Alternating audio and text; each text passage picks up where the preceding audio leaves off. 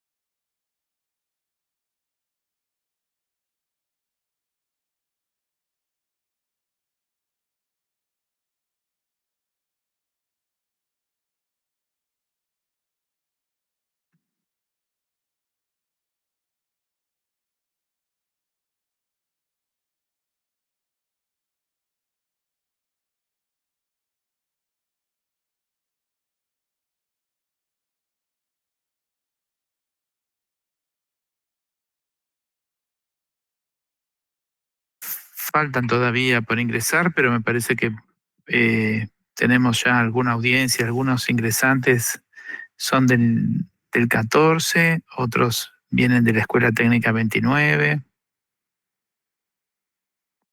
¿Tenemos algún participante del Instituto 2?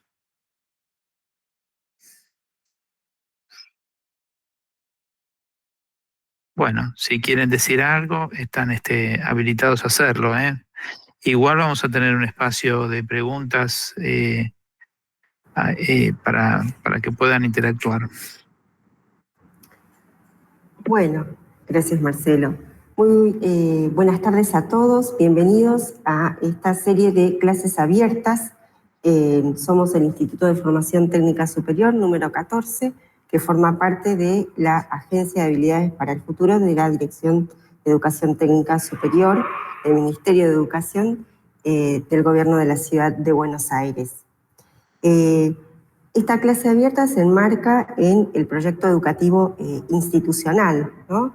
Que tiene por atención las prácticas pedagógicas de enseñanza y de aprendizaje, ¿sí? Entonces, con estas clases lo que buscamos es la mejora en calidad y pertinencia de la clase, ¿no? Y también con foco, con atención en nuestros estudiantes. La temática que se trabaja en esta clase es vinculante con la empleabilidad, ¿sí? De los estudiantes, su futuro quehacer, desarrollo profesional. Habida cuenta de que no solo en relación de dependencia van a trabajar, sino también lo pueden hacer de manera autónoma. Por demás, estamos contentos, ¿sí?, de dar inicio a esta serie de clases. Se han inscrito alumnos de escuela secundaria, personal docente, profesionales, estudiantes de la Universidad de La Matanza.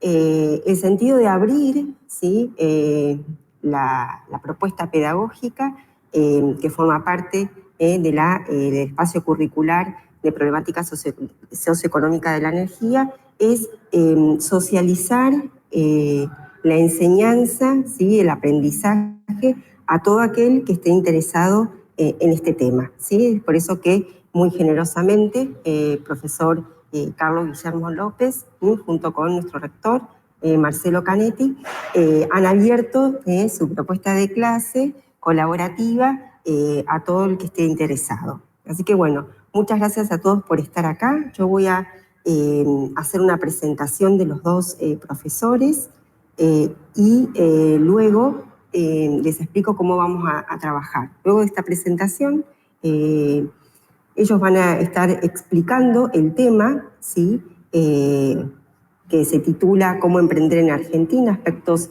legales y fiscales de la empresa. Y luego de esta exposición que va a ser de 35, 40 minutos, vamos a abrir lo que es preguntas, ¿sí?, para que puedan ser respondidas por ellos. Pero no lo vamos a hacer con el micrófono abierto, sino que mientras ustedes van escuchando la explicación de los dos profesores, van escribiendo inquietudes, dudas, comentarios en el chat, ¿sí? Luego yo se los voy a hacer circular a los dos profesores y ellos van a estar explicando esos temas que sean de inquietud, de interés, que quieran algún caso práctico, lo que se les vaya ocurriendo a medida que Carlos y que Marcelo van explicando, ¿sí? Bien, entonces, ahora yo los presento a ellos. Como bien les decía recién, ¿no? Carlos Guillermo López, ¿sí?, es profesor aquí de la casa del Instituto de Formación Técnica Superior número 14 en el espacio curricular Problemáticas Socioeconómicas de la Energía, que pertenece a la Tecnicatura Superior en Automatización y Robótica y la Tecnicatura Superior en Eficiencia Energética. Carlos es abogado por la Universidad de Buenos Aires con especialidad en Derecho Empresarial, egresado en 1994. Es profesor adjunto en la Facultad de Ciencias Económicas de la UBA en la materia Instituciones de Derecho Privado. Es docente del Gobierno de la Ciudad de Buenos Aires desde 1997 en el nivel terciario y actualmente es profesor de este instituto en las carreras que les mencioné, ¿sí? Además, él ejerce de modo liberal la profesión, es socio titular del estudio jurídico Álvarez, Soldati y López. Miguel Marcelo Canetti es profesor en docencia superior, egresado del Instituto Nacional Superior del Profesorado Técnico de la Universidad Tecnológica Nacional, es licenciado en Sistemas de Información de las Organizaciones, es contador público y licenciado en Administración de la Universidad de Buenos Aires, donde también completó su doctorado. Es docente del Gobierno de la Ciudad de Buenos Aires desde 1990 en el nivel primario, secundario, de adultos y terciario. Actualmente es rector del Instituto de Formación Técnica Superior número 14, donde se dictan las carreras que les mencioné y se suma Sistemas Embebidos e Internet de las Cosas. Bien, sin más preámbulo, entonces cedo la palabra a los expertos y les agradezco también el tiempo de preparación, de diálogo, de colaboración entre los dos, de coordinación. Gracias por la expertise y por lo que nos van a comunicar, que vamos a aprender mucho y es de sumo interés. Gracias. Bueno, muy buenas tardes. Muchas gracias María Eugenia, Marcelo, a todo el instituto y por supuesto a todos ustedes por sumarse a esta propuesta. Este tema es un tema que está incluido en la materia de problemáticas socioeconómicas de la energía, que nosotros lo desarrollamos en más de una clase, más o menos una clase y media, 2 clases, complementado con una faceta fundamental que tiene el emprender, que es la parte fiscal, que es el aporte fundamental que nos va a hacer Marcelo desde su especialidad como contador.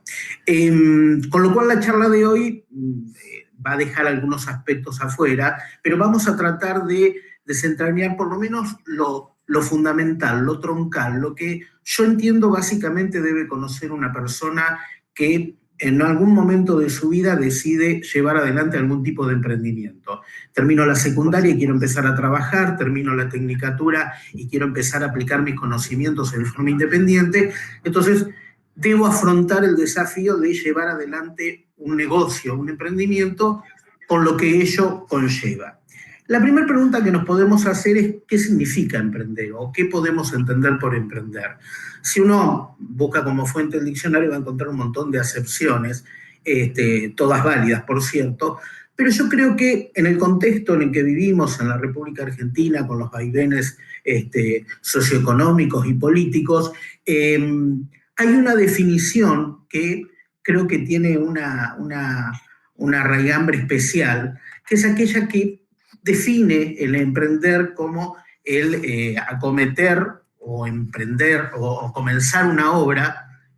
No sé si podemos pasar la siguiente imagen del Power. A ver si podemos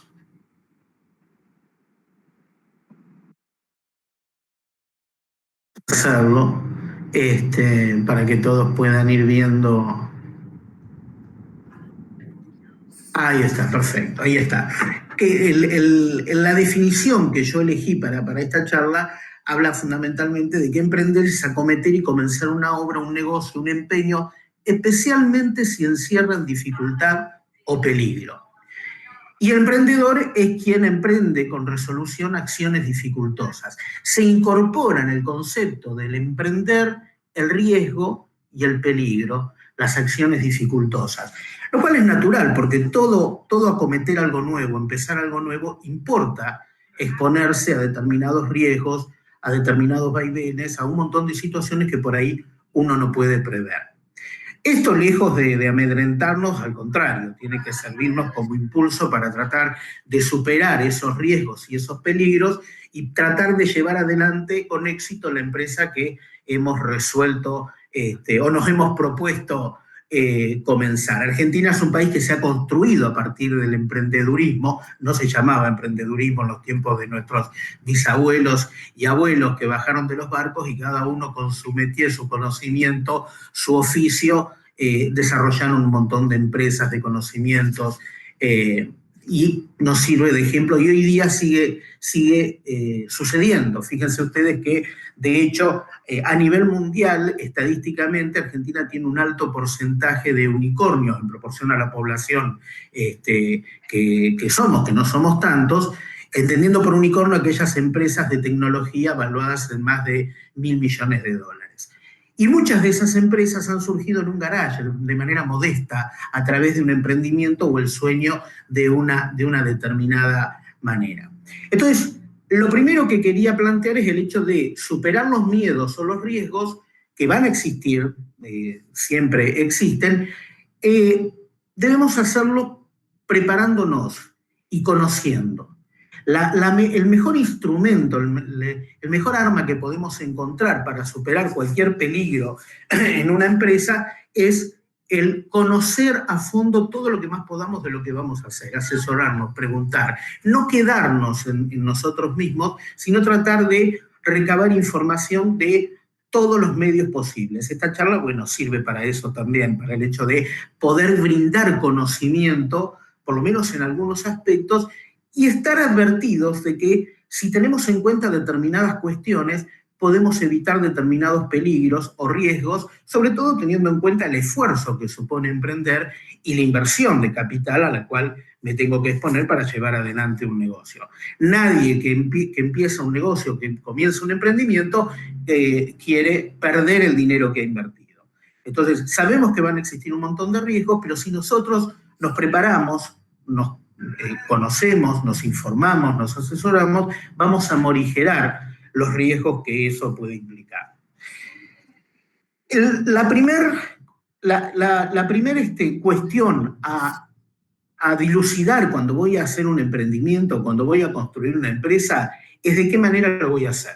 Si ese emprendimiento va a ser individual o si va a ser colectivo. Esto supone diferencias sustanciales y fundamentales.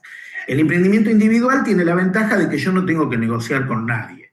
Soy yo solito que decido cómo emprender, qué nombre ponerle, a qué me voy a dedicar, dónde, de qué manera, eso es una ventaja hasta cierto límite, porque en realidad en el compartir con otros uno se va enriqueciendo. Muchas veces el éxito del negocio no está en lo que yo únicamente pienso, sino en lo que piensan los demás y van enriqueciendo mi idea. Pero puedo emprender en forma individual.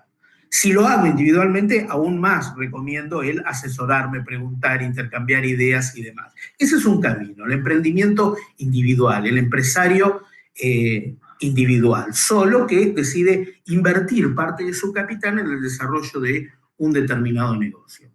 La otra alternativa es el emprendimiento colectivo, es decir, junto a otras personas para sumar en el proyecto, y esto la gran desventaja que tiene es que tengo que consensuar y negociar. Es decir, voy a tener que cambiar pareceres y voy a tener que ceder.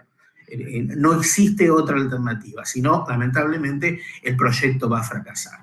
Ahora, la gran desventaja que tiene el emprendimiento individual es que, al ser individual, asumo todos los riesgos. Si la cosa no va del todo bien o todo lo bien que esperaba, lamentablemente las pérdidas las voy a tener que absorber absolutamente. Es decir, no lo voy a poder compartir con nadie. En el emprendimiento colectivo yo puedo abrir el juego, podemos compartir los riesgos y esto va a ser mucho más beneficioso, sobre todo si no estamos tan seguros del éxito del proyecto. No voy a poner en juego todo mi patrimonio. Entonces, esas son las ventajas y desventajas respecto del emprendimiento individual y colectivo que se puede plantear. Otro desafío que plantea el emprendimiento colectivo es, si decido hacerlo en forma colectiva, ¿con quién lo voy a hacer? Es decir, hay un elemento que es fundamental, que lo vamos a conversar un ratito nomás cuando hablemos de sociedades, que es el affectio societatis, que es el hecho de querer participar activamente de un proyecto, dejando de lado las apetencias individuales en pos de beneficiar el proyecto en su conjunto. Para lograr eso, se requiere de una armonía de pareceres que no siempre aparece. Es decir, tengo que tener mucho cuidado en con quién me voy a asociar, con quién me voy a juntar como para comenzar a desarrollar el negocio. La elección de los socios que me van a acompañar en la aventura no es un tema menor. Muchas veces los conflictos se suscitan cuando uno, muy entusiasmado y optimista, comienza el derrotero del emprendimiento y al poco de doblar la esquina descubro que la persona con la que me estoy asociando en realidad no la conozco nada, no tiene una concepción del mundo diametralmente opuesta a la mía y esto obviamente va a generar serios conflictos. En ambos emprendimientos yo necesito la formación de un capital, obviamente en el emprendimiento individual el aporte será individual, en el emprendimiento colectivo cada uno de los participantes deberá decidir en cuánto participa del negocio y esto probablemente defina la suerte en la que van a participar de las ganancias. Si bien no hay una equivalencia, no tiene que haber una equivalencia directa en que si puse tanto me tengo que llevar tanto como ganancia, generalmente la regla que se aplica es esa. Es decir, si yo participo con el 20% del capital, me llevo el 20% de las ganancias, en el caso de que las ganancias existan, ¿no? Que es lo que todos esperamos. Y en este desarrollo de la estructura del emprendimiento voy a tener que tener en claro cuáles son los objetivos, a qué me voy a dedicar, cuál es la meta, cuál es la misión que va a tener ese proyecto y las reglas de funcionamiento que son fundamentales. Las reglas de funcionamiento muchas veces definen la suerte del emprendimiento, es decir, qué cosa va a hacer cada uno. Y acá también es importante quiénes cumplen ese rol, fundamentalmente teniendo en cuenta porque no todos tenemos las mismas capacidades para las mismas cosas. Probablemente todos tenemos muchas capacidades, pero para distintas cosas. Entonces, en la elección del socio, quien nos va a acompañar en el proyecto, hay que buscar el complemento. A veces yo lo veo en el ejercicio profesional, por ahí sociedades que son muy exitosas en que uno de ellos es el que está en el desarrollo técnico, craneando la idea de cómo voy a elaborar el producto y cómo técnicamente lo voy a desarrollar, y el otro socio no tiene ni idea de la parte técnica, pero es el as de los negocios, es el que tiene empatía con la gente, en la que puede salir a buscar financiamiento, conseguir clientes, y esa es la complementariedad perfecta, es decir, son dos personas diferentes en el desarrollo de un negocio que se complementan y obviamente el negocio termina siendo exitoso. ganan ambos. Uno en la elaboración de un producto de calidad o brindar un servicio de calidad, y el otro en poder vender ese producto que es tan importante como elaborarlo. Con lo cual, las reglas de funcionamiento son fundamentales en el sentido de ponerse de acuerdo de qué va a hacer cada uno de los participantes del proyecto. Pasamos a la siguiente. Cuando decidimos emprender, surgen un montón de elementos y un montón de características que muchas veces uno no tiene en cuenta. Uno como abogado o como contador por ahí tiene el defecto profesional de analizar determinadas cuestiones que pasan de largo en el común de la gente, pero que son sustanciales y que son fundamentales al momento de establecer responsabilidades y analizar realmente lo que estoy haciendo. Es decir, qué efecto jurídico trae aparejado las decisiones que voy adoptando. Los dos primeros conceptos centrales en un emprendimiento que se derivan de un emprendimiento es el de la existencia de la empresa y el empresario. Entendiendo como empresa el elemento organizacional productor de bienes y servicios. Se ha definido la empresa también de diversas maneras. Fundamentalmente es un concepto económico más que jurídico el de empresa, pero que tiene que ver con esto, con el amalgamar diversos factores materiales e inmateriales que permiten el desarrollo de un negocio. Empresa no es sociedad, muchas veces se la usa como sinónimo, coloquialmente uno habla de la empresa como sinónimo de la sociedad, jurídicamente no son ni siquiera primas, están bastante alejadas en el concepto una de la otra, si bien están íntimamente relacionadas en un montón de aspectos. La empresa supone la existencia de una multiplicidad de factores materiales e inmateriales que sirven para llevar adelante un negocio dirigido por una persona que es el empresario. ¿Cuáles son estos elementos materiales e inmateriales? Y uno los puede identificar fácilmente en cualquier negocio. Las mercaderías, las máquinas, el personal que contraté para desarrollar el proyecto, la existencia de un nombre, de una marca, de una enseña, que por ahí tengo que registrar para protegerla porque estoy creando un nuevo producto que antes no existía en el mercado y no quiero que ese producto que tanto esfuerzo me costó desarrollar, crear e imponer, venga alguien y me lo roba o puede usarlo, entonces lo voy a registrar en propiedad industrial. Todos esos elementos conforman lo que se denomina empresa. Y ese conjunto armónico que sirve para desarrollar el negocio, tiene un valor económico fundamental. Quien construye una empresa le está dando un valor económico a una serie de factores que por ahí en forma separada o independiente no hacen mucho, no dicen mucho, pero amalgamados en un determinado proyecto organizacional, lo de la organización es central y ahí es donde está el rol del empresario, llevan adelante exitosamente la producción de bienes y servicios y puede hacer que los participantes ganen dinero. Hay un cambio de paradigma con respecto al tema del concepto de la empresa y el empresario. No me quiero poner ni muy dogmático ni muy jurídico, pero es importante señalarlo. Es decir, nosotros venimos del derecho comercial clásico en el cual el comerciante que había aparecido en la clase media tenía reglas propias que regulaban estrictamente el funcionamiento del comercio y esto funcionó hasta hace poquito nomás, hasta el 2015, que teníamos un código de comercio escindido de un código civil. En el 2015 se unifican ambos códigos, tenemos un solo código civil y comercial y se comienza a plasmar en la legislación una corriente que ya se venía desarrollando, que es la desaparición del comerciante individual y la aparición de la figura de la empresa y el empresario, con conceptos y con elementos que se van sumando, que enriquecen, pero que a veces complejizan este desarrollo del negocio. El comerciante producía bienes o servicios, los vendía, tenía una ganancia, seguía determinadas reglas y se terminaba la cuestión. Ahora hemos agregado un montón de elementos que son fundamentales. El impacto que el negocio genera en el medio ambiente, un elemento que antes no se consideraba y que ya en la década del 80-90 comienza a desarrollarse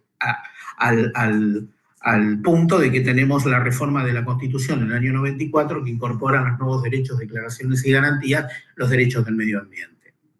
Y también en esa reforma se incorpora otro concepto que también viene a enriquecer el desarrollo de la empresa y del empresario, que es el de la defensa de los derechos del consumidor. Se sanciona la ley 24.240, defensa de los derechos del consumidor, que regula justamente de que no podemos el negocio hacerlo de cualquier manera y el servicio o el producto no lo podemos brindar de cualquier forma, sino que tenemos reglas que cumplir y tenemos que respetar al consumidor que adquiere para consumir esos bienes que nosotros estamos produciendo o ese servicio que estamos brindando.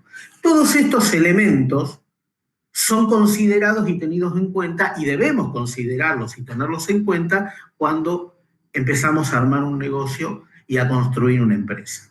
Hay reglas y esas reglas deben ser cumplidas, porque si esas reglas no son cumplidas, nos va a traer aparejados sanciones, dolores de cabeza, y el empresario somos nosotros que pusimos nuestro capital. Entonces, el problema va a ser que vamos a tener que responder con ese capital por los daños y perjuicios que ocasionemos si no estamos cumpliendo con las normas que el Estado ha dispuesto que deban cumplirse. La empresa, y acá viene uno de los conceptos fundamentales para diferenciar empresa y sociedad, la empresa no es un sujeto de derecho, no es persona. Para los que piensan que hay muchos tipos de personas, les digo que jurídicamente hay dos personas nada más, hay dos tipos de personas. La persona humana y la persona jurídica, es lo que dicen las normas. Las personas humanas somos todos nosotros, las personas jurídicas son los distintos entes y organismos que a través de su proceso constitutivo logran el reconocimiento y el estatus de persona jurídica. El hecho de que surja una persona marca la gran diferencia con la empresa. La empresa, el surgimiento de una empresa no genera un sujeto de derecho, mientras que las sociedades y otras organizaciones sí suponen el nacimiento de un sujeto de derecho. En esta relación de empresa y sociedad debemos decir que toda sociedad implícitamente tiene una empresa dentro. Una sociedad que actúa comercialmente tiene organización, tiene factores materiales e inmateriales y alguien que lo organiza. Pero las empresas no son sujetos de derecho, ¿sí? Toda sociedad tiene implícita en su estructura una empresa, pero una empresa no es sociedad, es una empresa. Y esta diferencia es importante porque el empresario que lleva adelante el negocio le pone el cuerpo, le pone la cara y le pone el bolsillo en forma directa. En cambio, si constituimos una sociedad, quien constituye la sociedad está poniendo una limitación, porque la sociedad es la que desarrolla el negocio, la sociedad es la que se obliga, y eso limita, deslinda la responsabilidad del socio de que la ha conformado. Esa es una diferencia fundamental que tenemos que considerar y tenemos que tener en cuenta.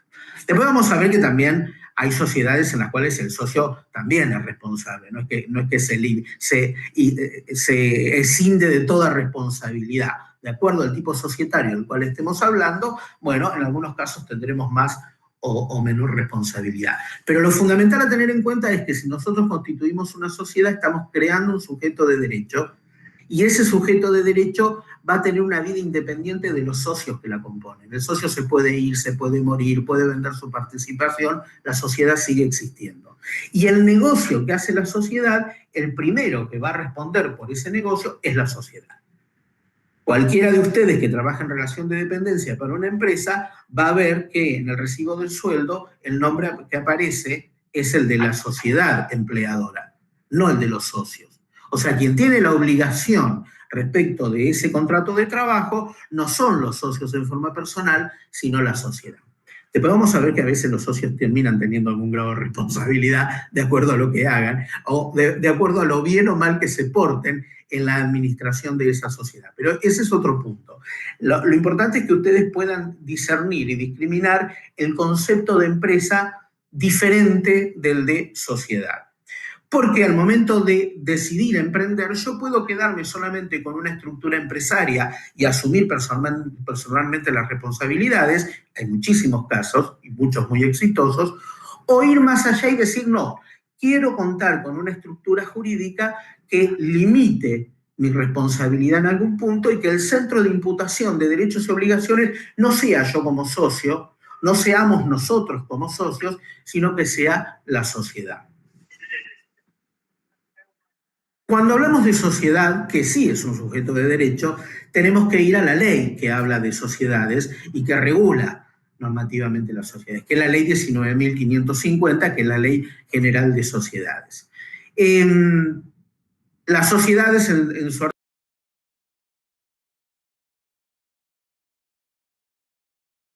forma organizada conforme a uno de los tipos previstos en la ley, se obligan a realizar aportes para aplicarlos a la producción e intercambio de bienes o servicios, participando de los beneficios y soportando de las pérdidas.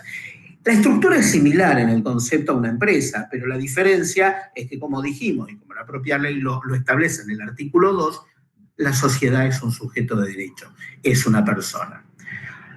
Vamos a discriminar algunos elementos fundamentales de una sociedad. Si yo decido conformar una sociedad porque quiero llevar adelante un negocio, puedo hacer una sociedad en la cual actúe yo individualmente o puedo hacer una sociedad en la que actúe colectivamente. La última reforma abrió el juego en materia societaria en la posibilidad de hacer sociedades unipersonales. Esto no existía antes de la 26.944, cuando se unifica el Código Civil y Comercial y se termina modificando la Ley de Sociedades. Antes todas las sociedades eran pluripersonales, es decir, requerían por lo menos la existencia de 2 o más socios. Con la reforma se incorpora en este artículo 1 de la Ley 19.550 la sociedad unipersonal. Entonces, si decido ir más allá de la estructura de la empresa y formar una sociedad, bueno, puedo utilizar los instrumentos que me brinda la Ley de Sociedades y conformar una sociedad de acuerdo a lo que establece la ley. Rápidamente, ¿cómo sería el derrotero de la constitución de una sociedad? Es decir, lo primero que tengo que hacer es tener la idea. Después ver si lo voy a hacer solo o lo voy a hacer con alguien más. Una vez que decidí ese camino, yo voy a necesitar redactar un contrato de sociedad en el cual se cumpla con determinados requisitos previstos en la ley. Voy a tener que identificar a los socios o identificarme como socio con todos los datos completos. Voy a tener que decir que estoy decidiendo constituir una sociedad. Esa sociedad va a tener un nombre, tendré que ver qué nombre le pongo. Hay un trámite que hay que hacer previamente para ver si ese nombre está disponible, porque no puede haber homonimia, no puede haber sociedades que tengan idéntico nombre por una cuestión de seguridad jurídica. Entonces, previo a hacer todo esto, lo primero que hago es la consulta gratuita a la Inspección General de Justicia, a través de un trámite a distancia, respecto de si ese nombre está disponible o no. Si está disponible, hago la reserva de denominación, es un trámite barato, que me garantiza que durante 30 días nadie va a poder constituir una sociedad igual a esa con ese mismo nombre.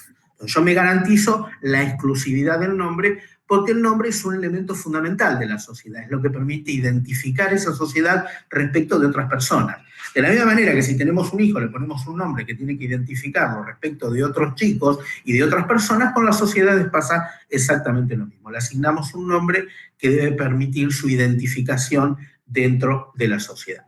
Entonces, tenemos la identificación de los socios manifiestan su idea de conformar una sociedad, le asignan un nombre, van a definir un objeto, a qué se va a dedicar, o sea, van a enumerar las actividades que va a tener esa sociedad, le van a asignar un capital indicando cuánto dinero va a poner cada uno de los socios, y algunas otras reglas que exige la ley respecto de quién va a administrar, cómo se van a decidir determinadas cuestiones y demás.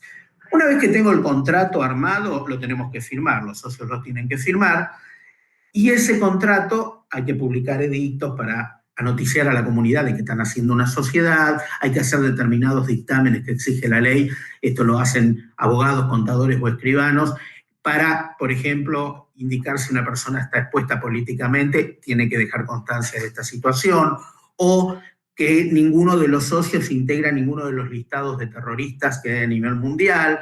En fin, todas estas son normativas que responden a cánones internacionales y que deben cumplirse. Son declaraciones juradas que van en el trámite. Voy juntando papelitos y una vez que logré todo esto, lo ingreso en la Inspección General de Justicia, La Inspección General de Justicia va a controlar si hemos cumplimentado con toda la normativa que establece la ley 19.550, y si lo hemos cumplimentado, bien, pulgar arriba. ¿Qué hace la Inspección General de Justicia? Da razón o toma razón de la registración de la sociedad, le asigna un número y nos dice que ha quedado regularmente constituida una sociedad, que a partir de ese momento la podemos inscribir en la AFIP y podemos empezar a facturar.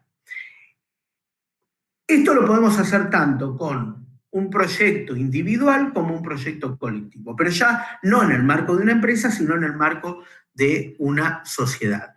Los elementos fundamentales, y después ya te doy, Marcelo, pase a vos para que puedas empezar a hablar de los aspectos individuales, fiscales, que son fundamentales para ir contemplando todas estas posibilidades. Los elementos fundamentales que debe tener la sociedad entonces, al momento de constituirla, es affectio societatis, el querer participar activamente de la sociedad.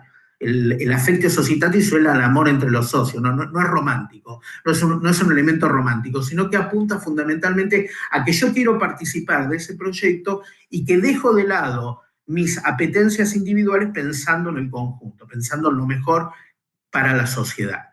Después, el otro elemento fundamental es la tipicidad, es decir, ¿qué tipo societario voy a elegir? La ley a mí me da un abanico de posibilidades.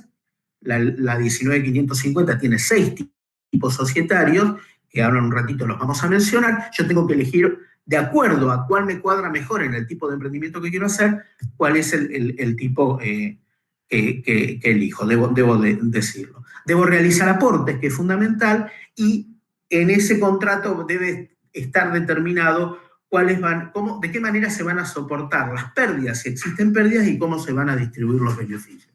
Con esos elementos nosotros conformamos y logramos tener lo que es una sociedad que puede comenzar a producir bienes y servicios, y si todo anda bien y nos portamos bien y hacemos las cosas bien y tenemos suerte, ganar dinero. Marcelo, si querés podemos empezar el tema fiscal, que es central. Bueno, gracias, Guillermo. La realidad es que cuando nosotros vamos a emprender un negocio en forma individual, o también cuando lo tenemos que hacer en forma colectiva, nos denominamos autónomos, es decir, las personas humanas, como bien lo distinguió Guillermo recién, tienen que inscribirse fiscalmente, y tenemos 2 obligaciones, las obligaciones que denominamos previsionales y las obligaciones impositivas.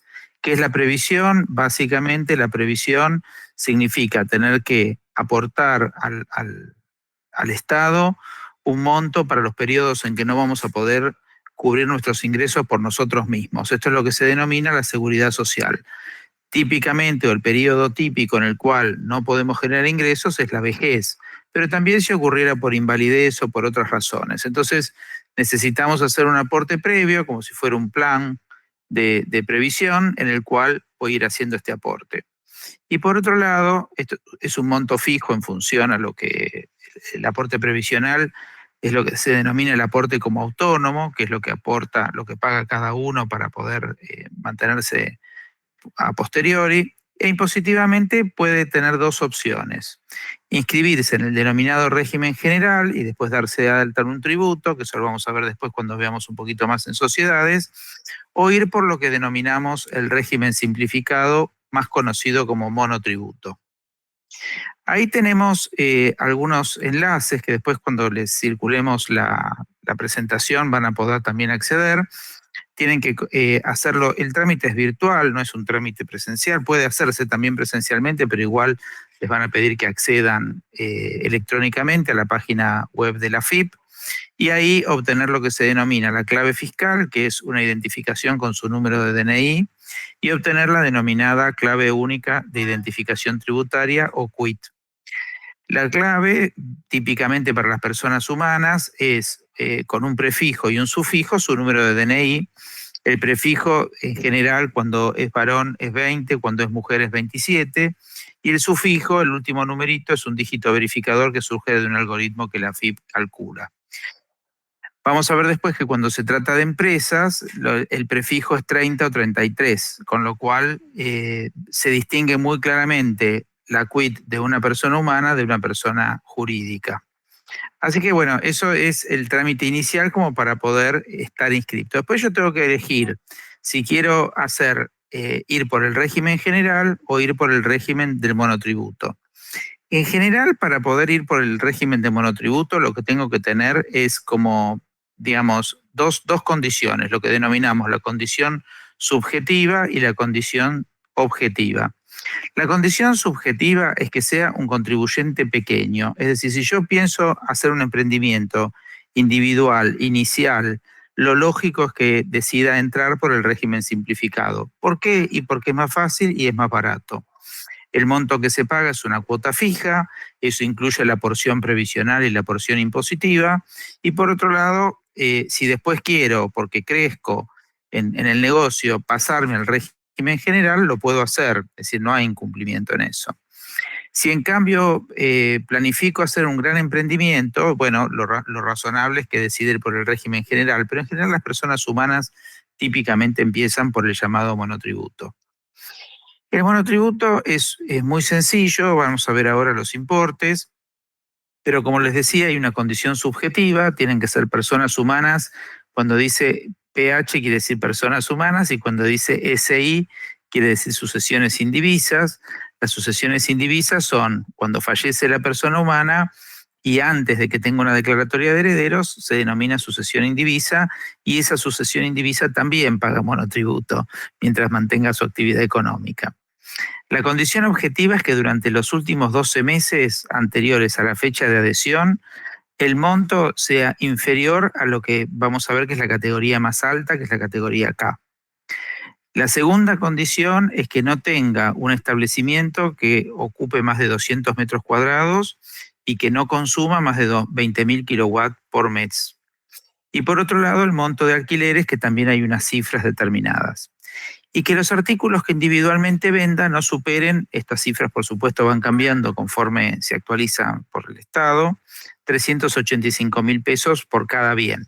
Es decir, si yo voy a poner una ferretería, una carnicería, una verdulería, o voy a ser electricista, voy a ser emprendedor gastronómico, en general individualmente por cada artículo que venda, no voy a vender artículos de más de 385.000 pesos.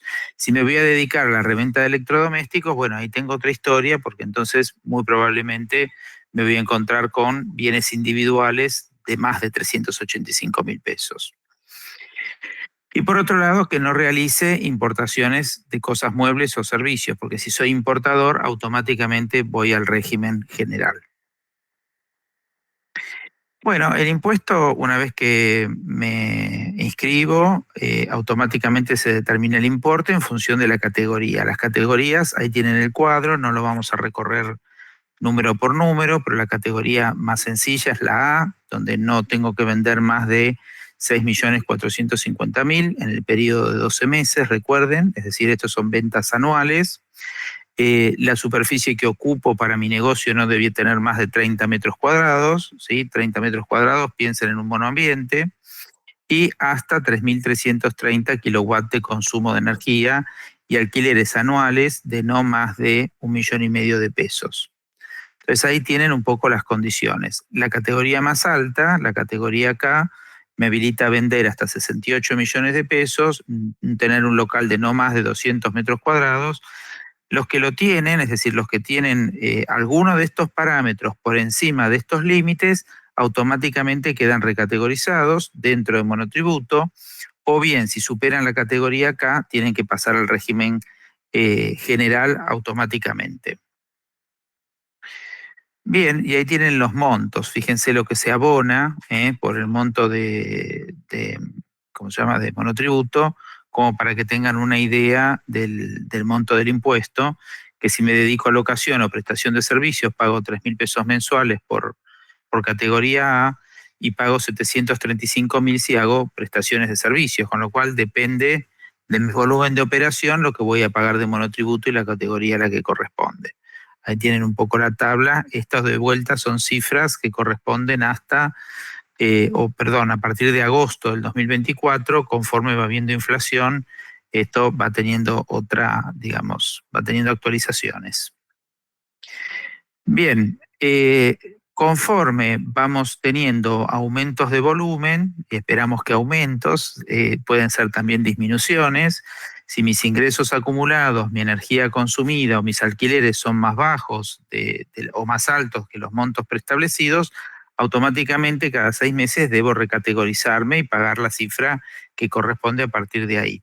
Con lo cual debemos ir haciendo esta revisión cada 6 meses, es decir, finalizado cada semestre calendario, tengo que hacer la revisión de la asignación de monotributo. Bueno, Guillermo, te doy la palabra para las alternativas asociativas. Perfecto. La legislación da una serie de instrumentos o de recursos como para poder llevar adelante el negocio si decido asociarme con otras personas. Y tenemos también muchas posibilidades. Tenemos los contratos asociativos, por ejemplo, que no es lo más recomendable por ahí para un pequeño emprendimiento, no constituyen o no forman un sujeto de derecho, son contratos más bien transitorios que celebran diversas empresas para un determinado proyecto. Las menciono como para que las conozcan. Podemos tener los negocios en participación, que es cuando un grupo de empresas nombran a un gestor para que gestione la celebración de determinados negocios en representación de esas empresas, pero la cara visible, digamos, es el gestor. Por ahí no es el recurso más idóneo como para poder emprender. Después tenemos la agrupación de colaboración, también como contrato asociativo, que también se da entre empresas, pero tiene la particularidad de que no tienen un fin lucrativo. La idea no es tener una ganancia en forma inmediata, sino obtener beneficios en la optimización de los procesos internos de las empresas que participan. Por ejemplo, una automotriz se asocia con un contrato asociativo, con una agrupación de colaboración, con una empresa de software que desarrolla un software determinado para mejorar la cadena productiva de esa empresa.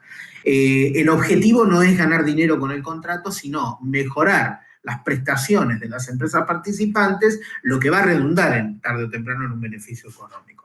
Tampoco es un recurso tan idóneo como para poder emprender, pero bueno, está en la ley y está bien mencionarlo. Y las uniones transitorias es otro de las posibilidades, son empresas que se unen transitoriamente para la prestación de un servicio o la ejecución de la obra. Generalmente está pensado para grandes emprendimientos, tengo que hacer una ruta, una autopista, una sola empresa no tiene la logística o la capacidad económica y financiera como para llevar adelante el negocio, se juntan un pool de empresas, ganan una licitación y llevan adelante esa obra. La unión transitoria tiene una duración limitada porque está circunscripta a la ejecución de la obra para la cual fue constituida. Y lo mismo sucede con la cuarta posibilidad, que son los consorcios de cooperación, que es una suerte de agrupación de colaboración en el cual ahí sí puede haber un fin lucrativo, pero también está pensado para las grandes ligas. Así que cuando lleguen a esa instancia, bueno, tienen estos recursos después de desandar el camino del emprendedurismo desde el garage, como hablaba hoy por ejemplo, con Mercado Libre, que es una empresa que empezó en un garage. Después tenemos las sociedades regulares, que era la que hablaba, las que les mencionaba antes, que están previstas en la ley 19.550, los 6 tipos societarios que prevé la 19.550 hablan de la sociedad colectiva, la sociedad en comandita simple, la sociedad de capital industria, la sociedad de responsabilidad limitada, la sociedad anónima y la sociedad en comandita por acciones. Les voy a marcar algunas características centrales porque si yo decido constituir una sociedad tengo que ver cuál de estos tipos societarios más me sirve para ese proyecto, porque no todos los tipos societarios tienen las mismas características, tienen el mismo régimen de responsabilidad y depende del proyecto del cual esté hablando, algunos me pueden servir más que otros. La sociedad colectiva tiene la particularidad de que el régimen de responsabilidad es por ahí el más grave de todo el régimen societario, porque la sociedad colectiva, que es una sociedad bastante antigua, el socio responde en forma subsidiaria, es decir, primero va a responder la sociedad porque es un sujeto de derecho, es una persona que se ha obligado. Pero si la sociedad no tiene los recursos suficientes, no le alcanza para responder ante el acreedor puede ir subsidiariamente a reclamarle al socio que ponga el dinero de la deuda. O sea que ahí hay una responsabilidad directa del socio. No directa, subsidiaria. Primero responde la sociedad, subsidiariamente va a responder el socio. Y aparte de tener una responsabilidad subsidiaria, esa responsabilidad es solidaria. Y acá van a entender la importancia de con quién me estoy asociando. Porque la responsabilidad solidaria implica que el acreedor puede reclamarle el total de la deuda a cualquiera de los socios. Y el socio no va a poder ampararse en decir, mire, yo tengo participación en el 25% de la sociedad, le pago el 25% de la deuda. No. La ley establece que si hay responsabilidad solidaria, cada socio va a responder por el 100% de la deuda. Después se arreglarán entre ellos y el que pagó de más tendrá que compensar, le pedirá al otro que repita y compense lo que no pagó. Pero es un problema interno de la sociedad. Frente al acreedor, el socio responde solidariamente, responde por el total de la deuda. Y lo hace en forma ilimitada, es decir, con todo su patrimonio. Con lo cual, la sociedad colectiva no la puedo hacer con cualquiera, la tengo que hacer con alguien que me genere la suficiente confianza como para saber que si las cosas no van tan bien, bueno, me va a ayudar a afrontar el eventual pasivo que se pueda generar. Porque como socio de la sociedad colectiva voy a responder con todo mi patrimonio y por el total de la deuda. En la sociedad en comandita simple tenemos la particularidad de que hay dos categorías de socios, un socio comanditado y un socio comanditario. La sociedad en comandita simple surge históricamente en la Edad Media. El comandita viene de comenda, de encomienda, de encomendar. Era cuando había que llevar un proyecto adelante, típico de los mercaderes de la Edad Media, salir a navegar para buscar especias en el Medio Oriente o en las Indias, y toda esa empresa era muy dificultosa, muy riesgosa y muy cara. Entonces se juntaban varias personas para llevar adelante este proyecto. De ahí viene y diversificar el riesgo, es decir, había un armador del barco que armaba el proyecto, otro que financiaba, que ponía dinero, y si el barco iba y volvía con las especias, distribuíamos las ganancias. Si el barco se hundía en el medio de una tempestad o se lo comía un dragón, bueno, lamentablemente se había perdido, pero ninguno de forma individual lo perdía todo, sino que perdían en proporción de lo que cada uno había participado en el negocio. Modernamente la sociedad en comandita simple mantiene estas dos categorías de socio, el socio comanditado, que responde igual que el socio de la sociedad colectiva, y el comanditario, que lo único que hace es invertir en el negocio y limita su responsabilidad al dinero que puso. Se ha dado mucho la sociedad en comandita simple históricamente en los proyectos gastronómicos, en los bares, los viejos bares de la colectividad española y demás. Muchos se construyeron a través de la sociedad en comandita simple, porque teníamos el especialista, el gallego que conocía el negocio en profundidad y que estaba detrás de la barra desde las 5 de la mañana hasta las 10 de la noche, y estaba el otro que ponía dinero y que no sabía cómo se hacía un café ni cómo se tostaba un tostado.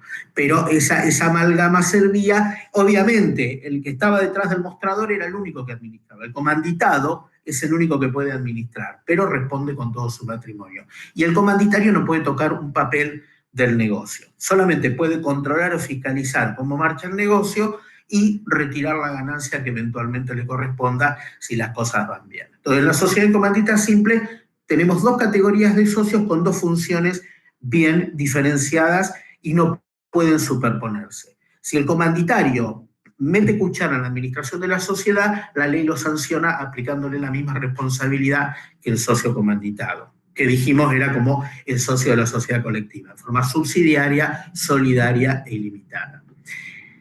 En la sociedad de capital industria también tenemos dos categorías de socio, el socio capitalista y el socio industrial. Acá la idea de la construcción de la sociedad de capital industria estuvo en unificar dos elementos fundamentales en todo negocio, el capital y el trabajo. Alguien pone el dinero pero no tiene el conocimiento del oficio y otro que tiene el oficio pero no tiene el dinero como para desarrollarlo. Entonces, aparece uno invirtiendo porque tiene el dinero y aparece el herrero que hace herrería artística, que conoce los detalles y los pormenores del negocio, se juntan y desarrollan la sociedad de capital industrial. El socio capitalista pone dinero pero responde con todo su patrimonio, el socio industrial no. Como solamente pone su trabajo, solamente digo yo, bastante es poner su trabajo, es central en el negocio, pero ahí va a limitar su responsabilidad a las ganancias que tenga para percibir de la sociedad, solamente. Es decir, si le quedaron ganancias no distribuidas, utilidades no distribuidas dentro de la sociedad que no las cobró, ese va a ser el límite de su responsabilidad. El acreedor podrá embargarla y eso lo perderá el trabajador, el industrial. El capitalista responde con todo su patrimonio. Estos tres primeros tipos societarios, la sociedad colectiva, la sociedad en comandita simple, la sociedad de capital industria, son las llamadas sociedades personalistas o de personas. No porque las otras no tengan personas, sino porque por el tipo de responsabilidad y la impronta que tienen estas sociedades, quien detenta la calidad de socio es algo fundamental. Volvemos otra vez al principio de decir, bueno, me estoy metiendo en una sociedad que tiene un régimen de responsabilidad más complicado, más gravoso, que pongo en juego todo mi patrimonio, tengo que ver bien con quién me estoy asociando.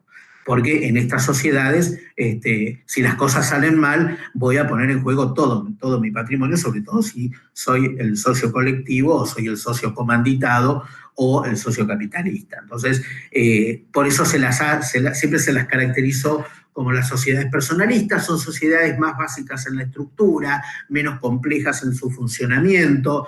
El contrato social va a establecer las reglas de funcionamiento respetando siempre lo que dice la ley. Por ejemplo, en la colectiva cualquiera puede representar a la sociedad, cualquiera la puede administrar. En la comandita ya vimos que solamente el socio comanditado. Si bien hablo de dos categorías de socio, comanditado y comanditario, y capitalista industrial, esto no quiere decir que haya un comanditado y un comanditario. Es decir, hay dos categorías de socios y dentro de esa categoría puede haber 1, 2, 3, 5 socios que tienen esa calidad. Pero tienen que permanecer y deben existir siempre esas dos categorías. Todos estos tipos societarios son colectivos, tenemos más de una persona, con lo cual debo mencionar que si yo quiero hacer una sociedad unipersonal puedo, pero la ley me lo limita a dos tipos societarios: a la sociedad anónima, que puede ser unipersonal, o a la sociedad por acciones simplificada, que la vamos a ver ahora en un ratito, porque está regulada en otra ley, está fuera de la ley 19.550. Después tenemos la sociedad de responsabilidad limitada.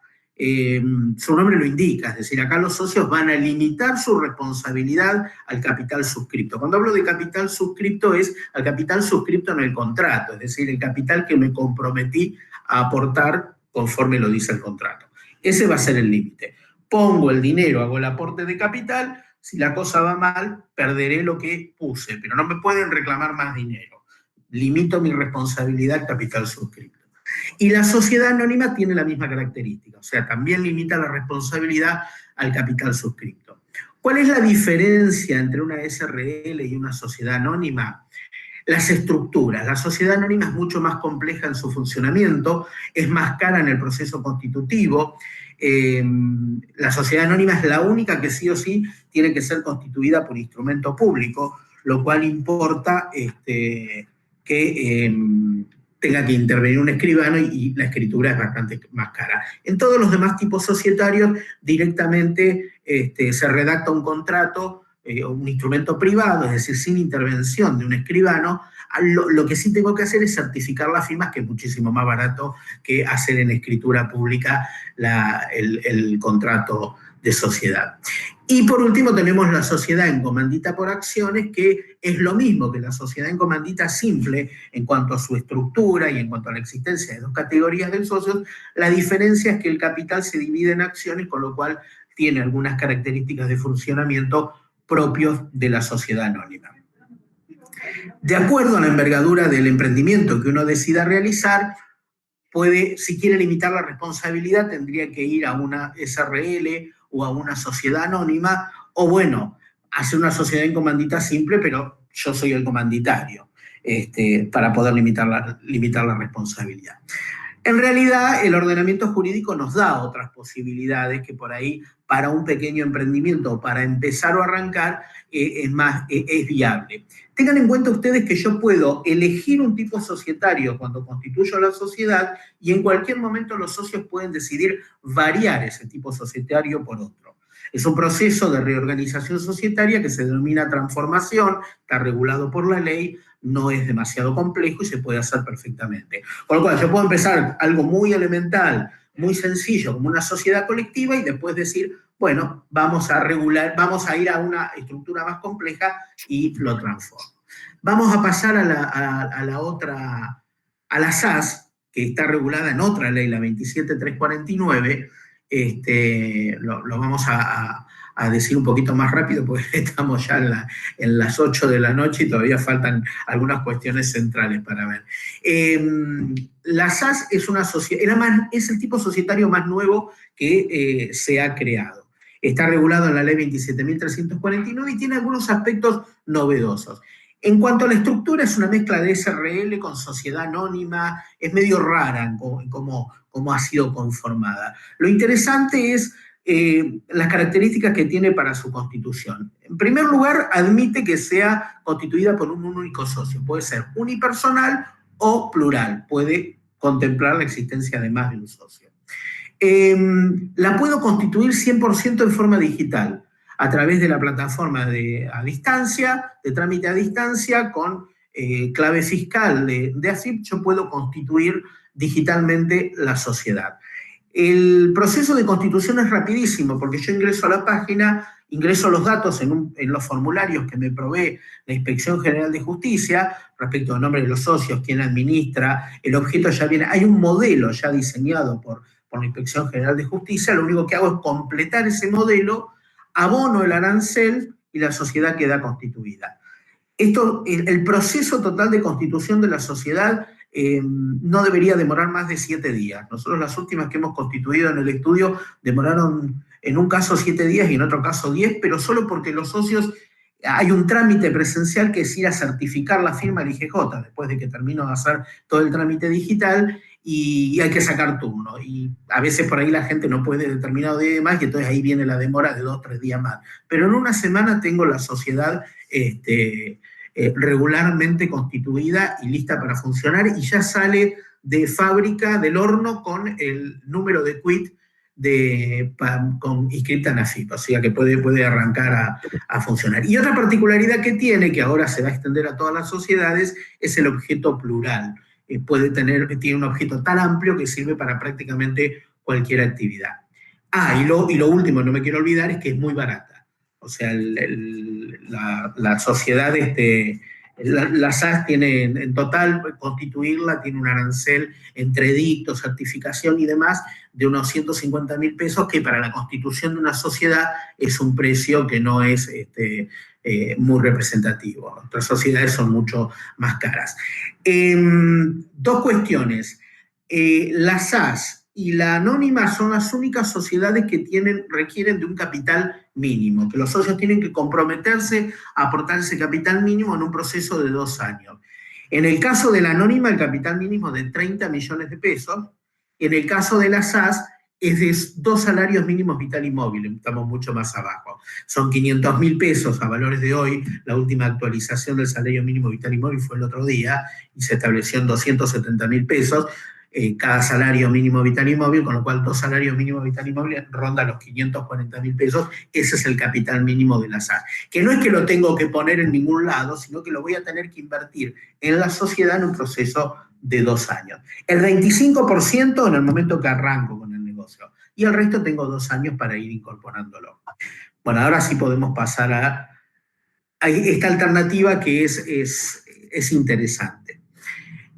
Nosotros estuvimos hablando de las sociedades regulares previstas en la ley 19.550, colectiva, en comandita simple, capital industria, SRL, anónima. Las que vimos son sociedades regularmente constituidas, es decir, cumplí los requisitos previstos por la ley y logré el sellito de la Inspección General de Justicia que hablábamos al principio, que dice, señor, usted ha constituido una sociedad regularmente inscrita, es un sujeto de derecho y demás. Pero puede que yo, porque no tengo ganas, porque no tengo los recursos, porque soy rebelde, o porque busco otras alternativas, decido no constituir una sociedad en forma regular. Incumplo algunos de los requisitos esenciales que tiene la sociedad. Por ejemplo, la sociedad anónima, hago una sociedad de capital-industria, pero en vez de un socio capitalista y un socio industrial, hago dos socios industriales. Eso no existe. Entonces estoy incumpliendo los requisitos formales. O incorporo elementos que no son propios del tipo societario, o no termino de completar el trámite de constitución, lo empiezo y no lo termino, que a veces pasa esto. Pero hay un acuerdo de voluntades. Nunca olvidemos que una sociedad es un contrato plurilateral de organización, donde las personas han manifestado su voluntad de llevar adelante un negocio.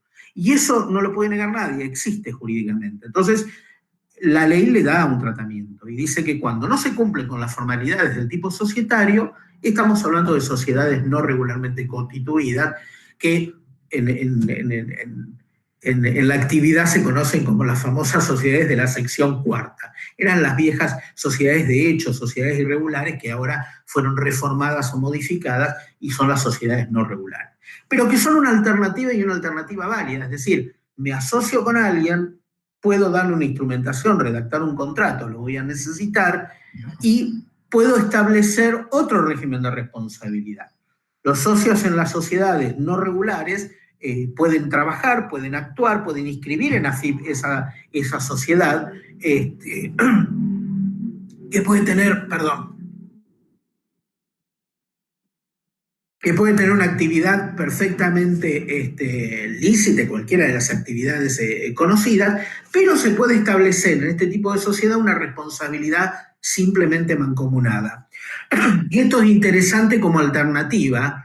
Si bien la responsabilidad sigue siendo ilimitada, porque yo voy a responder con todo mi patrimonio por las deudas sociales, acá sí, en este tipo de sociedades, puedo establecer que voy a responder, pero solo el porcentaje de deuda que corresponde a mi participación en la sociedad. Es decir, yo tengo el 50% de la sociedad, porque aporté el 50% del capital, bueno, me hago cargo del 50% de las deudas.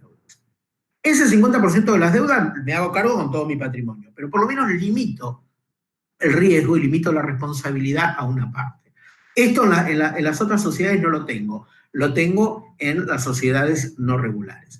También pueden tener responsabilidad solidaria en algunos casos, pero si yo preveo la responsabilidad simplemente mancomunada, va a ser la responsabilidad que va a regir para este tipo de sociedades para los socios. Voy a tener que hacer un contrato de sociedad para poder exteriorizar la existencia y probar la existencia de la sociedad. Pueden inscribir bienes a su nombre, bienes inmuebles, bienes muebles, obviamente se pueden inscribir en AFIP, pueden facturar y demás. Y los socios tienen plena libertad de establecer cuáles son las reglas para funcionar. Con lo cual, esta es una alternativa más para poder emprender que no es para nada desdeñable, porque es barata, es sencilla, me establece una limitación de responsabilidad, entonces puede servir como una alternativa. Y si quiero en algún momento la sociedad regular la puedo convertir en regular. Completo los requisitos que estaban incumplidos y termino el trámite y la sociedad no regular se transforma en sociedad regular. Siempre tengo esa alternativa.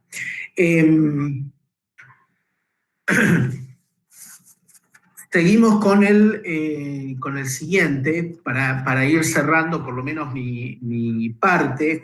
Hay otras organizaciones y otros entes, por ahí preguntaban si, por ejemplo, las cooperativas de trabajo sirven como instrumento para emprender. Creo que Gómez Riera era que me estaba formulando esa pregunta. Y sí, las cooperativas de trabajo, primero, las cooperativas se rigen por la ley 20.337, son organizaciones cuyo objetivo principal nunca ha sido el fin lucrativo. Esto no quiere decir que no tengan una actividad rentable, porque la necesitan para poder sostenerse y pueden tener beneficios, y esos beneficios los pueden distribuir entre los asociados.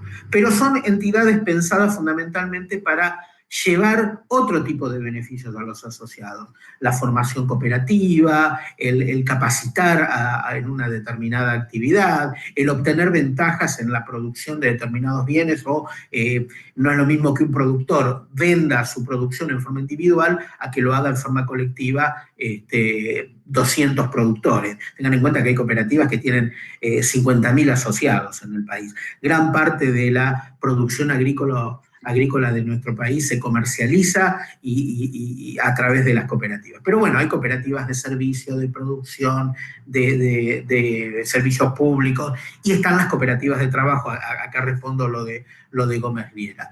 La cooperativa de trabajo, que existió siempre, que tuvo mucho auge en la crisis del 2001 con las empresas recuperadas, en la que un grupo de trabajadores, aprovechando el privilegio que les daba en la quiebra el poder que tenían sobre las maquinarias, continuaban con la actividad para tratar de salvar la fuente laboral. Con lo cual siempre fue un recurso válido. Pero aparte, la cooperativa se puede constituir como simple cooperativa de trabajo para desarrollar una actividad rentada. Nosotros en el instituto hace muchos años, yo era muy joven, en la crisis del 2001, hicimos una experiencia de constituir una cooperativa de trabajo con alumnos del terciario del instituto, que funcionó unos años, en los cuales eran instaladores eléctricos y que, bueno, de esa manera conseguían fuente laboral. Con lo cual la cooperativa perfectamente es un medio idóneo como para poder emprender, fundamentalmente la cooperativa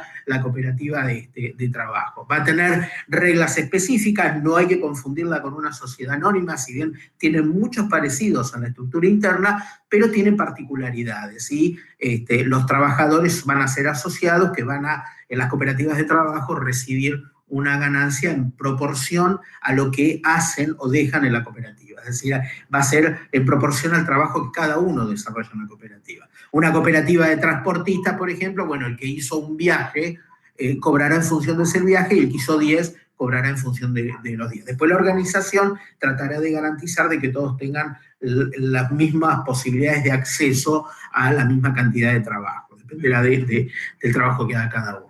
Y tenemos, para ir cerrando, las asociaciones civiles y fundaciones, que son otras figuras, pero estas son figuras altruistas. O sea, no sirven tanto para un emprendimiento comercial si lo que pretendo es tener un fin lucrativo, porque las asociaciones civiles lo que buscan es un beneficio para la comunidad. ¿Pueden desarrollar actividades rentadas? Sí, de hecho lo necesitan para sostenerse, porque no pueden depender exclusivamente del Estado, y lo mismo pasa con las fundaciones. Tienen un objetivo muy específico, que es el de beneficiar de alguna manera a la comunidad, ya sea a través de la ciencia, la tecnología, la investigación, el fomento de la educación, las artes y demás. Bueno, hay asociaciones civiles y fundaciones con múltiples objetos, pero ahí el objetivo es fundamentalmente altruista, es un beneficio para la comunidad. Creo que lo último que me quedaba, pero ya lo hemos planteado, es las distintas alternativas de responsabilidad. Ya hablamos de estas características. Lo único que voy a decir para cerrar, y eso es un tema importante, es: si yo constituyo una sociedad en la cual limito mi responsabilidad, pero hago un mal uso de esa sociedad y perjudico a terceros, uso a la sociedad como instrumento de fraude, porque evado impuestos, o porque tengo a mi personal en negro y no lo registro, o porque denuncio, o lo registro incorrectamente, porque pongo una fecha de ingreso posterior a la real, o una remuneración inferior a la real, estoy en fraude a la ley. Y si yo estoy usando una sociedad regularmente constituida, que me da una serie de beneficios en la limitación de la responsabilidad, para cometer esos ilícitos, la ley establece en el artículo 54 y en el artículo 59 de la Ley de Sociedades una sanción, es decir, pierdo el beneficio de la oponibilidad de la personalidad jurídica, es decir, no me puedo amparar detrás de la sociedad porque la usé fraudulentamente. Y un juez me puede condenar solidariamente con la sociedad por los daños y perjuicios ocasionados y por el fraude, aunque sea una sociedad anónima, aunque sea una SRL. Está lleno los tribunales argentinos de condenas solidarias a socios y administradores que justamente han violado la ley usando la sociedad o amparándose en la sociedad como fraude. Así que si deciden llevar adelante un emprendimiento, y espero que así sea, primero lo que espero es que no violen la ley, pero sepan que si violan la ley no van a poder ampararse en los beneficios de contar con una sociedad, porque va a caer, va a ser inoponible y pueden ser condenados solidariamente. Por mi parte, no tengo más nada que agregar, así que Marcelo, te dejo todo a vos para dar el cierre con el tema fiscal que falta. Sí, gracias, Guillermo. Bueno, como estamos un poco excedidos de horarios, lo voy a pasar muy genéricamente, contarles un poco que en el sistema tributario argentino tenemos varios conceptos para tener en cuenta, más allá de las responsabilidades, digamos, personales que hablamos como régimen general en autónomos y los tributos, que ahora vamos a ver, o el régimen simplificado del monotributo que incluye lo previsional y lo fiscal. Tenemos que entender tres conceptos que son importantes, que en el sistema tributario tenemos impuestos, como el nombre lo dice, es una imposición que el Estado establece sobre los ciudadanos, sean estos personas humanas o personas jurídicas. Las tasas, que las tasas son retributivas de servicios que el Estado presta, es decir, como contrapartida de la tasa que pago, tasa de alumbrado público, tasa de limpieza de las calles, tasa de mejoras, lo que fuera, son tributos que se abonan en compensación de servicios que recibo del Estado.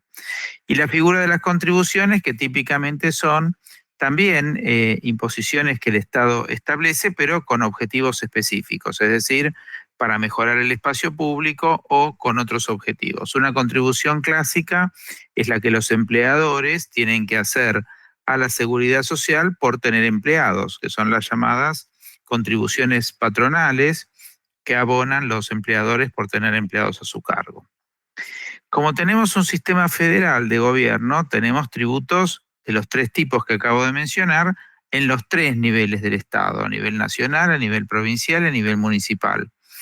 Y también tenemos que identificar lo que doctrinariamente se conocen como manifestaciones de la capacidad contributiva, es decir, ¿por qué me cobran impuestos? O porque percibo rentas, es decir, tengo ingresos que pueden evidenciar una capacidad contributiva hacia el Estado, o porque tengo un patrimonio, esto es bienes, derechos que conforman mi persona, o porque realizo consumos, y estos consumos pueden ser desde un litro de leche hasta que haga tome champán. Entonces, ese tipo de consumos o cualquier tipo de consumos también es una manifestación de capacidad contributiva. Entonces, los tributos, básicamente, yo tengo que distinguirlos en algunos casos. Por ejemplo, ¿por qué pago ganancias? Bueno, por los ingresos que recibo. Entonces, la manifestación de capacidad contributiva, el Estado Nacional, en este caso la AFIP, me cobra. Si tengo un patrimonio de determinada cuantía, tengo que pagar el impuesto a los bienes personales. Si consumo, como lo dije, desde un kilo de pan o un litro de leche, siempre que tengan aditivos, porque la leche sin aditivos no lleva IVA, pago impuesto al valor agregado. La manifestación de capacidad contributiva son los consumos que realizo. También se cobran impuestos provinciales a los consumos, que es lo que denominamos el impuesto sobre los ingresos brutos. Entonces, además de tener que inscribirme en la AFIP, tengo que inscribirme en la Dirección de Rentas o AGIP en Ciudad de Buenos Aires, ARBA en Provincia de Buenos Aires, por el nivel de operaciones que voy a tener, y voy a tener que pagar el impuesto sobre los ingresos brutos. Y después, para determinados consumos específicos, se abonan los impuestos internos. Por ejemplo, los cigarrillos, por ejemplo, el champán, como lo dije, por ejemplo, determinadas conservas también pagan impuestos internos. Ahí les dejé un enlace en la página de AFIP, como para que vean qué tipos de tributos hay, y conforme el emprendimiento que realicen tenga operaciones de determinadas características, se tienen que inscribir en los distintos tributos, algunos nacionales y otros provinciales, más allá de las tasas o las contribuciones que tienen que pagar al municipio por formar parte de esa actividad.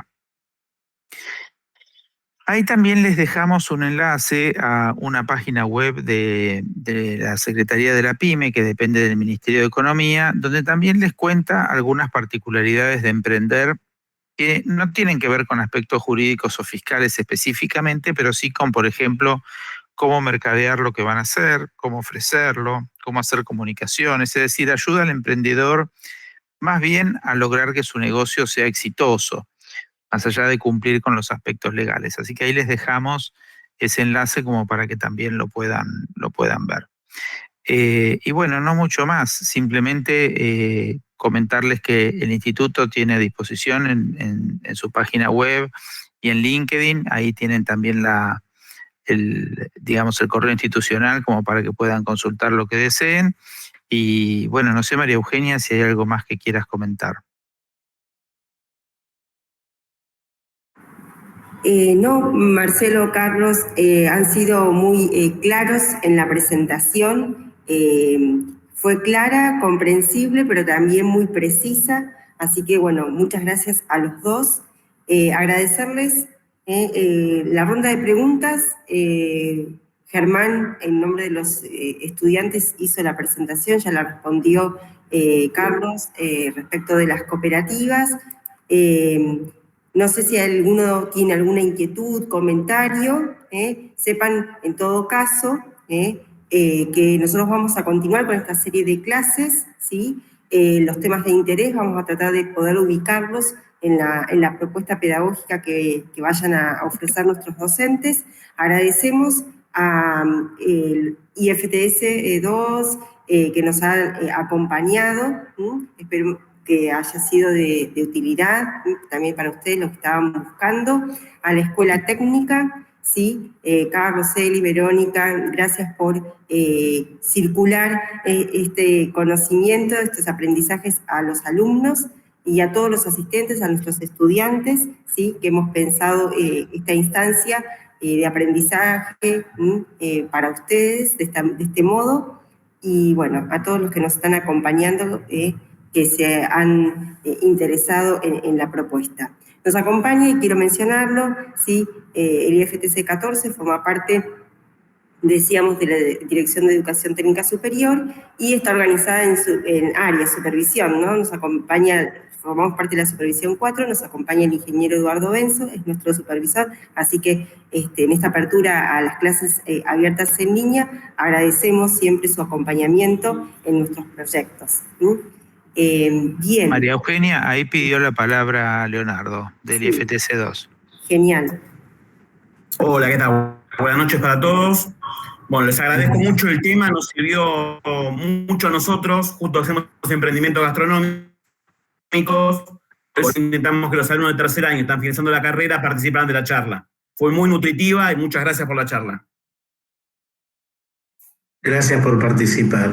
Gracias, Leonardo, un gusto que nos acompañen. Esperamos que les haya sido útil. Y si necesitan ampliar, que seguramente cuando empiecen a emprender ese camino van a necesitar más ayuda, bueno, a disposición también. Por ahí después podemos hacer alguna charla más adecuada o más customizada a lo que es gastronomía en particular, si les interesa. Bien. Sí, cómo no, después combinamos como para ver algún tema más. Les agradecemos. Gracias, entonces. Bueno, si no hubiere algún comentario y demás, nosotros damos por finalizada esta clase. Muchas gracias a todos nuevamente y vamos a estar en contacto para entregar el material que los profesores han preparado. Les vamos a otorgar el certificado también de asistencia y seguimos en contacto, ¿sí? Muchas gracias a todos. Muchas gracias. Buenas noches. Muchas gracias, buenas noches. Gracias a todos, gracias. Gracias, Carlos, gracias, Marcelo. Buenas noches. Buenas noches, gracias. Adiós, adiós. Chao.